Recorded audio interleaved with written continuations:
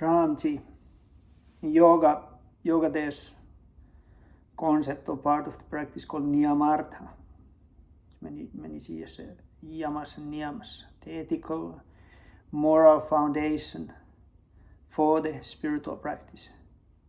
And without following this Niyamartha, the Dhira Buddhi never awakens, which means that one does not reach the state of soberness that is providing proper platform, understanding the philosophical concepts, and then also reaching the actual experience in the practice, or recognizing that experience in the practice. And like this idea, these are not just ethical and moral principles, these niyamarthas, these are principles of knowledge, which means that they cut the tamas, the 4 dimensions of tamas, from one's consciousness. And when these 4 dimensions of tamas are minimized from the consciousness, then spiritual practice start to make sense. So there's no point to talk about opening the chakras and different high states of meditations and enlightenment if this Niyamartha is not there. And if you divide it into 4 parts, so there's the Andatamisra, Tamisra, Mahamoha and Moha. So Andatamisra is actions like that are directly obstructing the karmic path or spiritual path of the other living being. Example, murder, animal killing, abortion. So these should be cut first from the consciousness. Otherwise, consciousness moving to this Andatamisra, this kind of deep darkness, it becomes impossible to understand the spiritual practice, impossible to understand spiritual teachings. So that should be cut first.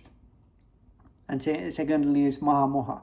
And Mahamoha is bringing the individual consciousness in a state of deep confusion, which means that it's a basa state. Facts and fiction start to mix. One cannot separate anymore between the facts and fiction, creations of one's own imagination, the actual perception of reality. And the actions that is leading on this is, example, all kinds of sexual deviations. Many of them are different shades of homosexuality, and then there's, of course, more disturbing elements as well. So that's how they lead to consciousness to Mahamoha, and externally they destroy the family institution, which is we can see that it's happening, which is should be basic unit for the spiritual progress. Father and mother should be first guru of the child. So that's Mahamoha. Other dimension of this Mahamoha is the substance abuse, which is very common as well. All kind of weed smoking and alcohol drinking and mushrooms and some other substances, many other substances as well. They bring this Mahamoha in, and then there's a basa state in. And we can see it practically. It's almost impossible to try to teach proper, like a meditation practice on someone who is using this kind of stuff.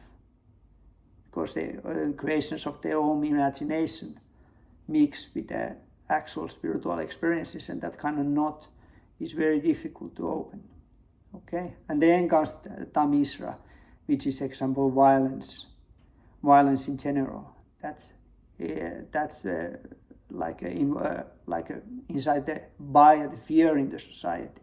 So one should minimize the violence in general through the body, mind, and words. One should minimize that violence. Of course, you cannot completely get rid of it, because ahimsa is based on proactively minimizing the violence, and sometimes violence is the means to minimize the violence.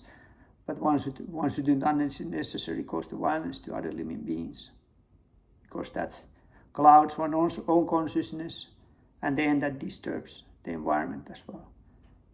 And last one is moha, which is the confusion. Example, diusa, which is a gambling, and this is a gambling speculation, building different own philosophies, building own spiritual paths and stuff like this. That's in this category of the diusa, like mixing the spirituality with the different kind of political isms and movement and activism and stuff like this. that distorts one's understanding. And also adultery and keeping the relationship, which is the arati, keeping the relationship as like a complicated teacher-student relationship, romantic relationship, everything is complicated. There's no any clarity. One is fluid in relationships. Sometimes one is romantic partner, sometimes one is friend and whatever. So this all build this moha in the consciousness. So one should gradually minimize and get rid of these 4 dimensions of tamas if one is taking the spiritual practice seriously. And we can see it's not really happening in the spiritual societies and in the society in general as well. Actually, it's opposite direction. People are promoting being activists and supporting all this kind of stuff. And we can see that that's why the spiritual practice is not working. It means that it just don't work. You can do all these meditations and talk about them in very heartfelt way, but it doesn't go anywhere. So if you do the proper spiritual practice, that should be outcome that you start to recognize these tamas and you naturally move away from that. But because people are moving opposite direction, that's already itself is indication that the spiritual practice is what we are doing is not proper. If you need to hear this from the outside of your own so-called own practice, it means that maybe there's something wrong with the practice itself. When yoga is practiced properly in spiritual disciplic succession, these understanding of these 4 dimensions of tamas, they come through the practice, they come through the philosophy, and they come through the teachings of the Guru Tattva. They come directly, they are presented. So there's no so much confusion. Tramji.